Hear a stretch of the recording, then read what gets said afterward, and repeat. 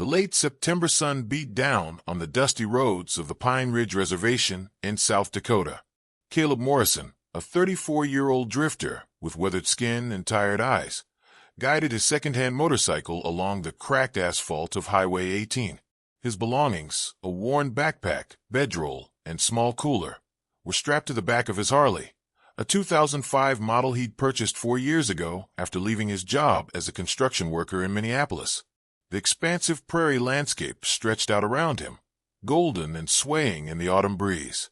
Caleb had been on the road for nearly 3 years now, picking up odd jobs when money ran low, sleeping under the stars when motels were too expensive, and avoiding any semblance of putting down roots.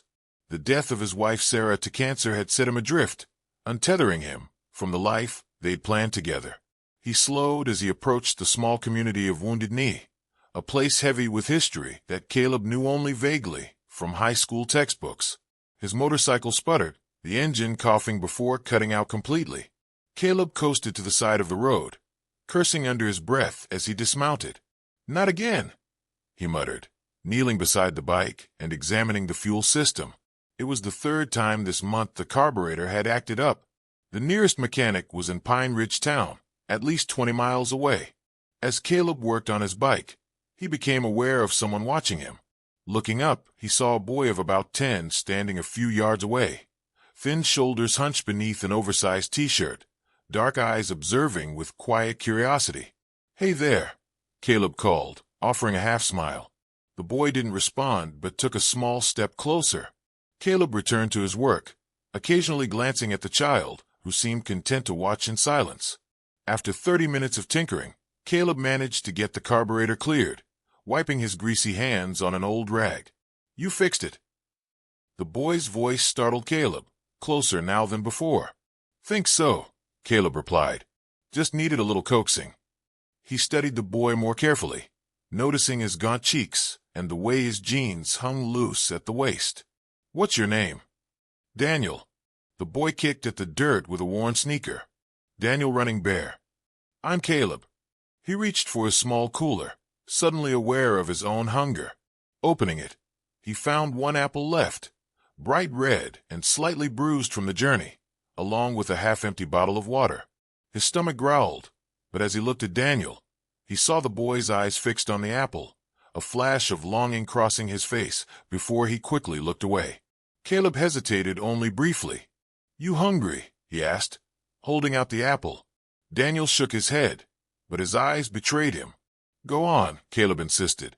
"I've got more food packed away." It was a lie, but one that felt necessary in the moment. Slowly, Daniel reached out and took the apple, turning it in his hands as if it were something precious. "Thank you," he said softly before taking a small, careful bite. As the boy ate, Caleb noticed an older man watching from the porch of a nearby home, his face lined with years and his eyes sharp beneath a black cowboy hat. The man nodded once at Caleb, an acknowledgement that felt significant though Caleb couldn't say why. "That's my grandfather," Daniel explained between bites. "He was a tribal council member before he got sick." Caleb nodded, suddenly uncomfortable under the elder's watchful gaze. "Well, I should get going. Still have a ways to travel before dark." "Where are you going?" Daniel asked, the apple now half-eaten. The question caught Caleb off guard. Where was he going? He'd been heading west, vaguely toward Wyoming, but with no real destination in mind. "Just passing through," he answered eventually. Daniel seemed to accept this, finishing the apple down to its core. "My grandfather says no one just passes through Wounded Knee. He says this place keeps pieces of everyone who comes here." Caleb didn't know how to respond to that. He stood, brushing dust from his jeans, and returned to his motorcycle. As he prepared to leave, Daniel approached one last time, holding out the apple core. "You should plant this," the boy said seriously. "Then something good can grow here." Caleb took the apple core, intending to discard it later, but something in the boy's earnest expression made him tuck it into his pocket instead. "Take care of yourself, Daniel," he said, starting his bike. As Caleb rode away, he glanced in his rearview mirror. Daniel stood in the middle of the road, one hand raised in farewell, while the old man remained on the porch, still and watchful as a sentinel. Caleb found a small motel in Rapid City that night, a place with flickering neon and paper-thin walls. He lay on the sagging mattress, staring at the water stains on the ceiling, the encounter with Daniel Running Bear replaying in his mind, the boy's thin face and the intensity in his eyes when he'd said, "Plant this," haunted Caleb. The Apple core still sat on the nightstand, browning at the edges. His phone buzzed, a rare occurrence these days. The number was unfamiliar, with a South Dakota area code. "Hello," Caleb answered cautiously. "Is this Caleb Morrison?" The voice was deep, weathered, with a slight accent Caleb couldn't place. "Who's asking?" "My name is Joseph Running Bear. You met my grandson Daniel today." Caleb sat up, suddenly alert. "Yes, I did. Is he okay?" "He is well, thanks to you." There was a pause, the sound of labored breathing. "Daniel told me what you did. Giving your last food to a stranger is not a small thing." "It was just an apple," Caleb said, uncomfortable with the gratitude. Sometimes the smallest offerings carry the greatest weight. Another pause. "I would like to invite you to return to Wounded Knee tomorrow. There is something I think you should see." Caleb frowned. He'd planned to continue west in the morning, putting South Dakota behind him. "I appreciate the invitation, but I'm just passing through." A soft chuckle came through the line. "As I told Daniel, no one just passes through here. The land decides who stays and who goes." The statement sent an unexpected chill down Caleb's spine. "Look, Mr. Running Bear." "Joseph," the man corrected. "And I understand your hesitation. But what I'm offering is a chance to witness something that happens only once a year. The annual memorial ride arrives tomorrow at Wounded Knee. 400 riders on horseback, honoring our ancestors who fell here." Caleb's knowledge of American history was sketchy at best, but even he knew about the Wounded Knee Massacre of 1890. Something about soldiers and Lakota people, a terrible misunderstanding that ended in bloodshed. "I'm not sure why you'd want me there," Caleb said honestly. "Because sometimes a witness is needed. Someone from outside who can carry the story forward." Joseph's voice had grown softer. "You showed kindness to my grandson with no expectation of return. That makes you someone worth inviting." After hanging up, Caleb lay back on the bed, conflicted. His instinct was to keep moving. Staying in one place too long made the memories of Sarah Sharper more painful. But something about Joseph's invitation tugged at him. Like a loose thread, he couldn't help but pull. The next morning, Caleb packed his meager belongings and checked out of the motel. He stood beside his motorcycle in the parking lot, keys in hand, faced with a choice: west, toward Wyoming and the continuation of his aimless wandering, or east back to Wounded Knee. He thought of Daniel's face as he bit into that apple, the simple gratitude in his eyes. He thought of Joseph's words about witnesses and stories. Before he could second-guess himself, Caleb swung his leg over his bike and headed east. The ride back to Wounded Knee took just under 2 hours. As Caleb approached, he noticed something different about the landscape. Vehicles lined the roadside, and people gathered in small groups, many wearing traditional native clothing or ribbon shirts in bright colors. He parked his motorcycle near where he'd broken down the day before and looked around, unsure what to do next. A group of women were setting up tables near a community building, laying out trays of food and stacks of paper plates. "You came." The voice belonged to Daniel, who appeared at Caleb's side with a smile that transformed his solemn face. "Grandfather said you would." "Your grandfather seems pretty sure about a lot of things," Caleb remarked, ruffling the boy's hair without thinking. Daniel grinned. "He's usually right. Come on, he's waiting for you." The boy led Caleb through the gathering crowd toward a circle of elders, seated in folding chairs beneath a canvas awning. Joseph Running Bear sat among them, his thin frame draped in a star quilt despite the warmth of the day. When he saw Caleb, he raised a hand in greeting. "The drifter returns," Joseph said, his voice stronger than it had sounded on the phone. "Welcome back to Wounded Knee." "Thank you for inviting me," Caleb replied, suddenly conscious of his faded jeans and 3-day stubble among these dignified elders. Joseph gestured to the horizon. "They'll be coming soon. The riders, 400 strong, to honor the fallen. But first, there's something I must tell you about yesterday and what your simple act of kindness has set in motion." Joseph Running Bear's eyes held Caleb's with unexpected intensity. "Please sit," he said, indicating an empty chair beside him. The other elders nodded in greeting, their weathered faces solemn. Caleb sat awkwardly, feeling out of place among these people whose roots ran deep in this land while his own life had become so untethered. "Yesterday," Joseph began, his voice carrying despite its softness, "when you gave Daniel that apple, you didn't know it was his birthday." Caleb glanced at the boy, who stood nearby, shuffling his feet. "No, I didn't. Daniel turned 11 yesterday. His mother, my daughter, died 2 years ago. Pneumonia took her quickly, and his father left soon after, back to his people in Arizona." Joseph's gaze drifted to his grandson. The boy hasn't had much to celebrate since then. The parallel to Caleb's own loss wasn't lost on him. He'd also fled after Sarah died, unable to face their home filled with memories of her. "I'm sorry," Caleb said, meaning it. Joseph nodded. "Life gives us burdens to carry, but sometimes it also sends unexpected help." He shifted in his chair, pulling the quilt tighter around his shoulders. "Yesterday, Daniel came home excited about the man who fixed his motorcycle and gave him an apple. It was the first time I'd seen him truly animated in months." One of the other elders, a woman with silver braids and glasses, leaned forward. "Joseph called a few of us last night. Told us about you." "I don't understand," Caleb admitted.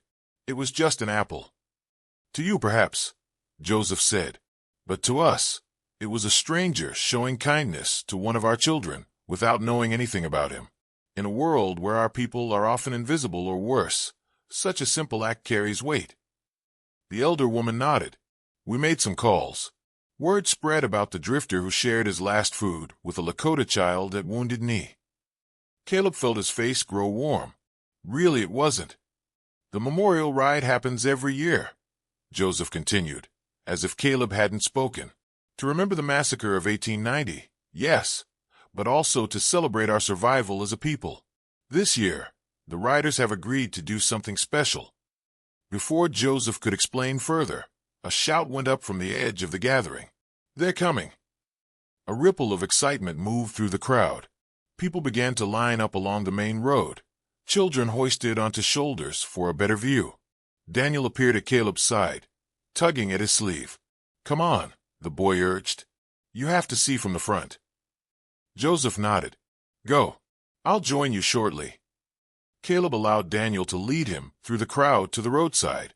In the distance, he could see them now. Horseback riders cresting a hill, moving in formation against the vast South Dakota sky. The sight was breathtaking. Hundreds of riders on paint horses, many carrying flags, the American flag, the Lakota flag, and others Caleb didn't recognize. "The riders come from all the Sioux nations," Daniel explained, his voice hushed with reverence. "Some ride for hundreds of miles to be here." As the procession drew closer, Caleb could make out details, riders of all ages, from teenagers to elders, their faces solemn beneath cowboy hats or traditional headdresses. Many wore ribbon shirts in bright colors. Others were dressed in full regalia, with beadwork catching the sunlight. The lead riders approached the gathering at Wounded Knee, and to Caleb's surprise, they began to slow, eventually coming to a complete halt before the assembled community. The silence was profound, 400 riders and their mounts, perfectly still, facing the crowd. A man at the front of the formation raised his hand in greeting, then spoke in a language Caleb didn't understand, Lakota, he presumed. After finishing, the rider switched to English. "We ride to honor those who fell here, to remember their sacrifice, and to celebrate that we are still here, still strong." His voice carried across the hushed gathering.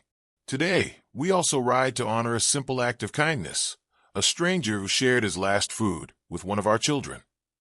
Caleb felt his chest tighten as hundreds of eyes seemed to turn toward him. Daniel beamed up at him, pride evident in his expression. "In our way, when someone shows true generosity, we honor them in return," the lead rider continued. "Joseph Running Bear has told us of this man's kindness to his grandson. Today, we invite this drifter, this outsider who acted as a relative, to join our circle." Joseph appeared beside Caleb, supported by a walking stick. "This is why I asked you to return," he said quietly. "The riders wish to include you in the ceremony, if you're willing." Caleb stood frozen, overwhelmed by the unexpected attention. The hundreds of riders remained motionless, waiting in respectful silence for his response. In that moment, surrounded by strangers who somehow made him feel less alone than he had in years, Caleb felt something shift inside him, like a door long closed beginning, finally, to open.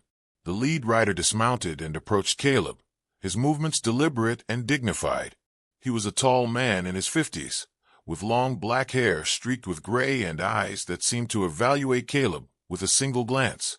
"I am Thomas Ironcloud, ride leader," he introduced himself, extending a hand. "We would be honored if you would join our circle today." Caleb shook the man's hand, acutely aware of the hundreds of eyes upon him. "I don't know what to say. I didn't do anything special." Thomas's expression remained solemn. Kindness without expectation is always special, especially here, where so much blood has been spilled. He gestured toward the memorial site, visible in the distance. "Will you join us?" Daniel looked up at Caleb with hopeful eyes. Joseph nodded encouragingly. "Yes," Caleb said finally. "Thank you." A murmur of approval rippled through the gathered crowd. Thomas turned and spoke rapidly in Lakota to a younger rider, who immediately dismounted and led his horse forward, a beautiful paint with a black mane and intelligent eyes. "This is Spirit," Thomas explained. "He will carry you today." Caleb hadn't been on a horse since a summer camp when he was 12. "I'm not much of a rider," he admitted. Thomas smiled for the first time. "Spirit knows the way. You just need to trust him." With guidance from Thomas and Daniel's enthusiastic instructions, Caleb managed to mount the horse. The animal shifted beneath him, adjusting to his weight, but remained calm. "We ride to the massacre site," Thomas explained, remounting his own horse. "There, we will complete the ceremony and share a meal together." Joseph stepped forward, pressing something into Caleb's hand, the apple core from yesterday, now dried and brown. "Plant this when the time is right," the elder said cryptically. The procession reformed with Caleb and Spirit integrated near the front, beside Thomas and other ride leaders. Daniel waved excitedly as the horses began to move, the boy's face alight with a joy that transformed him from the solemn child Caleb had met yesterday. As they rode toward the memorial site, Thomas explained the significance of the annual ride. The massacre happened in winter, December 29th, 1890. Over 300 of our people died here, many of them women and children. We ride to honor their memory, but also to show that we continue, that we are still here. Caleb listened, taking in the history that felt suddenly immediate and personal rather than distant and academic. The landscape around them seemed to hold the weight of that history, the gentle slopes and waving prairie grass belying the violence that had occurred here. "Why me?" Caleb asked finally. "Why include a stranger in something so important to your people?" Thomas was quiet for a moment, considering. The circle of life includes all beings. Sometimes, we need to be reminded that kindness can come from unexpected places. Your simple act with Daniel, it matters. It reminds us that goodness exists beyond boundaries. They arrived at the memorial site, where a large circle had been prepared on the ground with stones. The riders dismounted, gathering in a vast human circle around the stone one.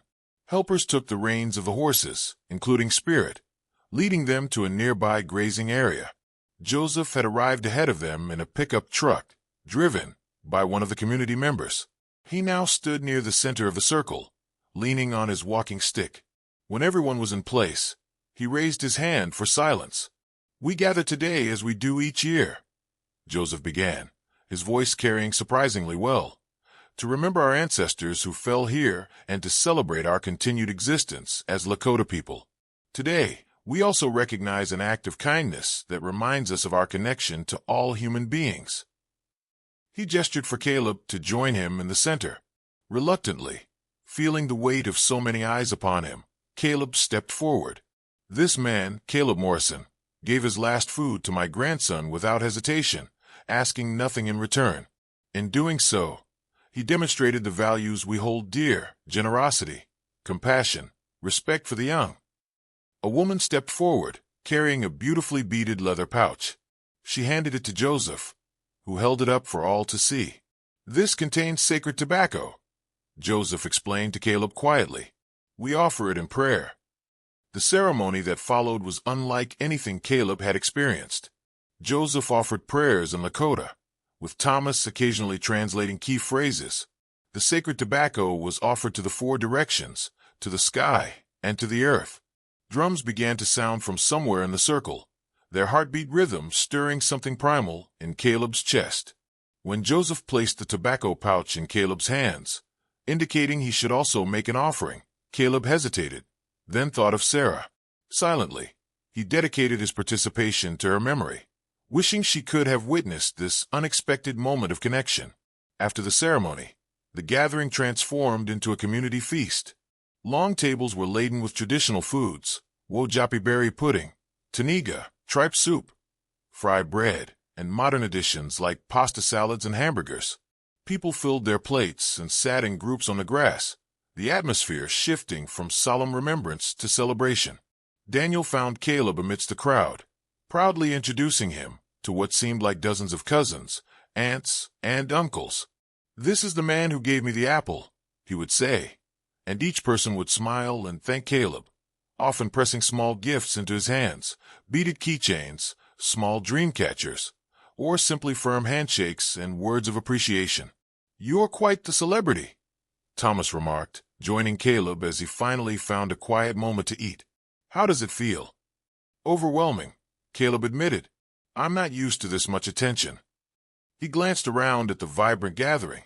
"Or this many people." Thomas nodded understandingly. "Joseph told me a little about you, that you've been drifting since losing your wife." Caleb stiffened. "Did he now?"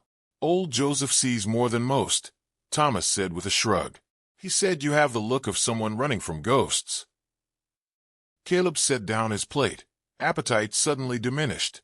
"With all due respect, my past is my business." "Of course." Thomas held up his hands in a placating gesture. "I only mention it because many of us understand that journey. My brother came back from Afghanistan carrying ghosts. It took him years to find his way home, even though he was physically here." Before Caleb could respond, Joseph approached, accompanied by several elders. "It's time for the planting," Joseph announced. He held out his hand, and Caleb realized he was asking for the dried apple core he'd returned earlier. Caleb retrieved it from his pocket. "What's this about?" "Every ceremony needs completion," Joseph explained. "We have a place prepared." The elders led Caleb, Thomas, and Daniel to a small clearing near a stream that ran behind the memorial site. A hole had been dug in the rich soil, about the size of a coffee can. "Here," Joseph said, "we will plant the seed of yesterday's kindness. Maybe it grows, maybe it doesn't, but the act of planting is itself a prayer for the future." Daniel stepped forward eagerly. "Can I help?" Joseph smiled at his grandson. "Of course. You and Caleb together." Caleb knelt beside the hole, Daniel joining him. Together, they placed the apple core into the dark earth. Joseph handed them each a handful of soil to cover it. "Now we water it," Daniel said authoritatively, clearly familiar with the ritual of planting. One of the elders passed him a small clay vessel filled with water, which Daniel carefully poured over the newly covered seed. "We don't know if an apple tree can thrive here," Joseph told Caleb quietly. "Our winters are harsh, and the prairie soil is not ideal for fruit trees. But that is not really the point." "What is the point?" Caleb asked. "That we try, that we act with hope, even when the outcome is uncertain." Joseph's dark eyes seemed to look through Caleb rather than at him. "Like you, when you chose to share with a child you did not know." The planting complete, the small group returned to the main gathering, where the celebration continued into the afternoon. As the sun began its descent toward the horizon, people gradually packed up and departed, riders remounting their horses to begin their journeys home. Thomas found Caleb as he was preparing to leave. "Where will you go now?" the ride leader asked. Caleb glanced at his motorcycle, loaded and ready. "I'm not sure," he admitted. "West, I guess." That was the plan. "Plans change," Thomas observed. "Joseph mentioned that Pine Ridge School is looking for a maintenance worker, someone who knows their way around engines and such." Caleb raised an eyebrow. Are you offering me a job? Just passing along information, Thomas said with a slight smile. The position includes housing on school grounds. Small but solid. The pay isn't much, but it's steady. The idea of staying, of stopping the endless wandering, brought a mixture of anxiety and unexpected relief to Caleb's chest. I'll think about it, he said noncommittally. As Caleb prepared to depart, Daniel ran up to him, something clutched in his hand. Grandfather wanted you to have this, the boy said, handing over a small object wrapped in soft leather. Unwrapping it, Caleb found a carved wooden pendant on a leather cord, a miniature apple, polished to a warm glow. It's to remember today, Daniel explained. And yesterday, too. Caleb slipped the cord over his head, the wooden apple resting against his chest. Thank you, Daniel. Tell your grandfather thank you as well. Daniel nodded solemnly, then broke into a grin. Will you come see if our apple tree grows? Looking at the boy's hopeful face, Caleb found himself making a promise he hadn't planned. Yes, he said. I'll come back to check on it. As Caleb rode away from Wounded Knee, the setting sun painting the prairie gold and crimson around him, he realized he wasn't heading west as planned. Instead, he was riding north, toward Pine Ridge and the school Thomas had mentioned. The wooden apple bounced gently against his chest with each mile, a reminder that sometimes the smallest offerings, an apple, a promise, a chance taken, could root a drifter in place long enough for something new to grow.